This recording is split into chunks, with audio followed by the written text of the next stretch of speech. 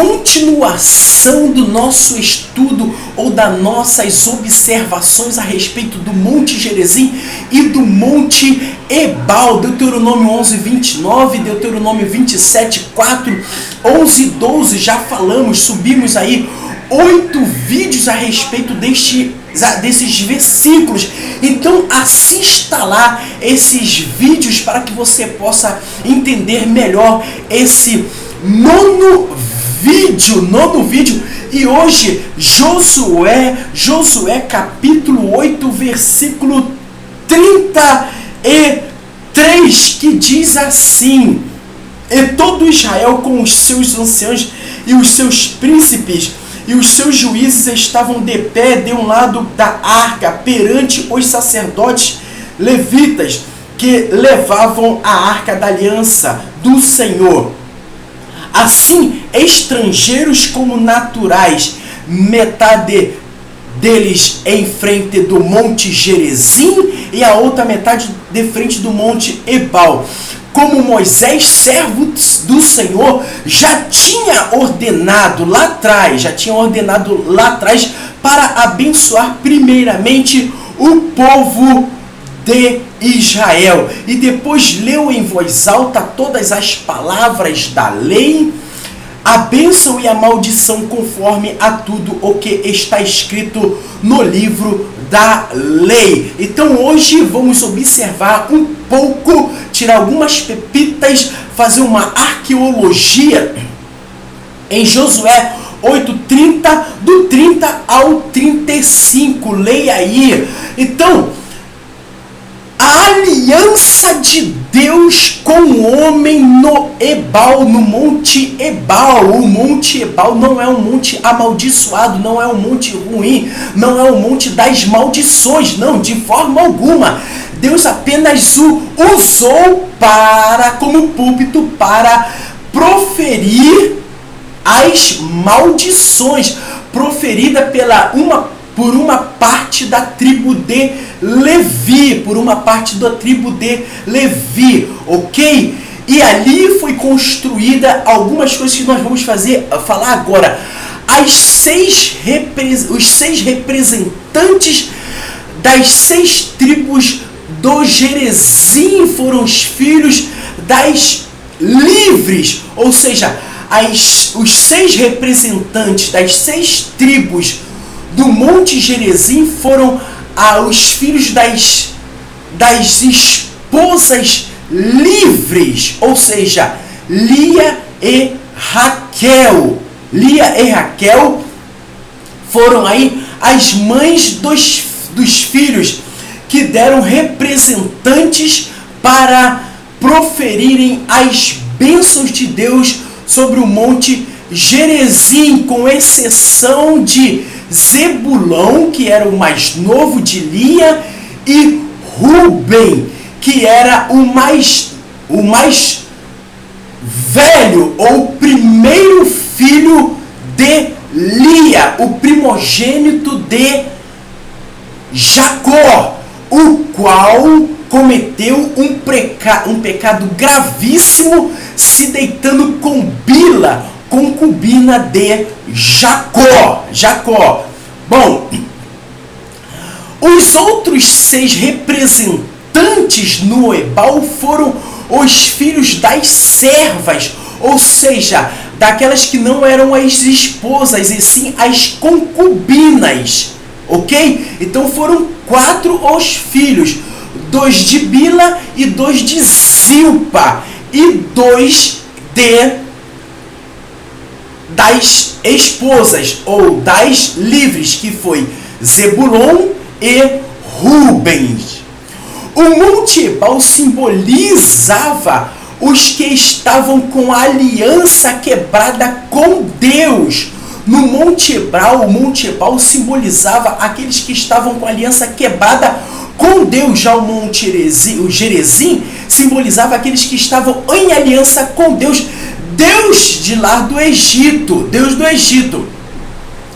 E esses que estavam com a aliança quebrada com Deus, no meio daquele aproximadamente ali 3 milhões de pessoas, precisavam de conserto, ou seja, de uma unir ou de uma emenda com Deus, como Êxodo 20, 25. Vamos ler Êxodo 20, 25, que diz assim: e se me fizeres um altar, eles fizeram um altar, Josué levantou um altar no monte Ebal de pedras, não o farás de pedras lavradas, se sobre ele levantares o seu buril, profaná-los-ás. Ou seja, um altar de pedras rústicas, de pedras toscas, ou seja, para ali ter um acerto com Deus, nada de fama, nada de beleza, nada de glória, e sim de humilhação, de simplicidade e humilhação. Leamos também Josué, o 32, Josué 8:32, que diz assim: também Josué escreveu ali em pedras uma cópia da lei de Moisés, que este havia escrito diante dos filhos de Israel. Josué, no capítulo 8, do versículo 30 ao 35, é o cumprimento de Deuteronômio 27, 4 e 8, ou seja, aquilo que foi dito lá atrás em Deuteronômio por Moisés, agora estava se cumprindo ali em Siquém, né? Já pronto para tomar, invadir e tomar Canaã. Ou seja, logo depois que passaram, ou melhor, que cruzaram o Rio Jordão, ou seja, fizeram uma cruz de salvação e de libertação, assim como Jacó fez uma cruz quando pôs as mãos sobre a cabeça, a mão esquerda sobre a cabeça de Manassés e a mão direita sobre a cabeça de Efraim, fazendo uma cruz de libertação, um calvário. Então, onde Moisés ordena anos antes uma parada para proclamar. Ali Moisés ordenou lá atrás uma parada para proclamar, para conclamar, para fazer ali um altar naquele monte e fazer ali sacrifícios. Ou seja, então nós temos aqui o Monte Ebal, o Monte Gerizim, o Monte Ebal, lá embaixo naquele vale, né? Naquele vale de Siquém, do qual foi visitado por Abraão, Gênesis 12:6, e Jacó, Gênesis 33:19, Siquém, ali aquele vale todo, aquela multidão de gente. Então, os filhos daqueles representantes de tribos de um lado, e todos os filhos, ou seja, a outra metade do povo do lado do Monte Gerizim, que estavam os 6 outros representantes de tribo. As pedras que eles iriam escrever as leis foram extraídas exatamente daquele monte, porque aquele monte era um monte rochoso. Ou seja, Ebal significa monte despido, ou seja, uma rocha, significa pedra. Ali eles tiraram as pedras e ali eles também cobriram aquelas pedras, aquelas grandes lascas de pedras, como no caso das leis que eram feitas em Babilônia, escritas em pedras em Babilônia, no Egito. Eles tiraram uma pedra e ali eles rebocavam, ou seja, cobria com argila, e ali eles escreviam, ou seja, eles multiplicavam as leis dadas por Moisés. Para quê? Para que aquelas leis fosse multiplicada, fosse dada para todas as tribos e ninguém ficasse sem um manual das leis. Então, as pedras seriam cobertas com reboco, com argila, para facilitar as escritas e para poder distribuir por todo o Israel. E cada placa tinha mais ou menos aí 1,5 metro por 1,5 metro, 2 metros por 1 metro. Então tinha várias medidas de pedras. Siquém. Eles estavam praticamente Siquém. E Siquém já fazia praticamente parte de Canaã. Porém, Siquém, ela já tinha sido tomada pacificamente. Em Siquém, na verdade, Siquém, antes de mais nada, significa ombro ou apoio, suporte, né? Foi aonde Abraão ergueu o primeiro altar e aonde Jacó comprou seu primeiro lote de terra, o seu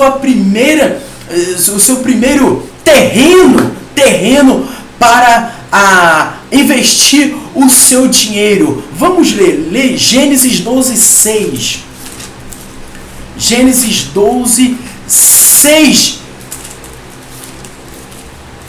Gênesis 12:6 que diz: e passou Abraão por aquela terra até o lugar de Siquém, até o carvalho de Moré, e estavam então os cananeus na terra. Continua aí: apareceu o Senhor a Abraão e disse: a tua descendência darei esta terra, e edificou ali um altar ao Senhor que lhe apareceu. Gênesis 33, 19. Gênesis 33, 19 diz assim: e comprou uma parte, Jacó comprou uma parte do campo em que estender a sua tenda da mão dos filhos de Amor, pai de Siquém, por 100 peças de dinheiro. Então estuda lá, vai lá, cai para dentro. Então, estar no vale de Siquém significa estar entre duas possibilidades. Entenda bem, estar no vale de Siquém significa estar entre duas possibilidades, ou seja, a possibilidade da maldição e a possibilidade, as possibilidades das bênçãos proclamadas no Monte Gerizim e as possibilidades das maldições. Cabe a nós escolher, não depende de Deus. E Deus diz, Deuteronômio capítulo 28, escolha as bênçãos, escolha viver. Jesus diz sobre a porta estreita e o caminho apertado em Lucas 13, 24 e Mateus 7, 12. Jesus fez uma alusão a esse texto lá na frente, quando ele diz: olha, a porta está na sua frente, o caminho está na sua frente, escolha o caminho certo. Caim, o pecado jaz à porta. Então escolha a bênção, escolha ser livre das drogas, livre das prostituição, livre de toda essa miséria que existe aí para fora. Escolha ser livre, porque pessoas dizem ser livre, mas estão presas, não conseguem largar aquela bagunça, aquela desgraça. Deuteronomizar no Ebal para os cristãos é ler, observar, meditar, examinar as escrituras, é guardar, obedecer e praticar o está escrito. Mateus 4, 6, 7 e 8. Então, vamos deuteronomizar, ou seja, relembrar, repetir as escrituras, ler de novo. Foi isso que Josué fez ali no Monte Ebal. Então o Monte Ebal também é bênção nas nossas vidas. Tudo de bom para você, um abraço, replique esse vídeo, compartilhe com alguém e até o próximo vídeo agora Juízes 9:7, falando sobre Jotão quando subiu o Monte Gerizim. Tudo de bom, a paz.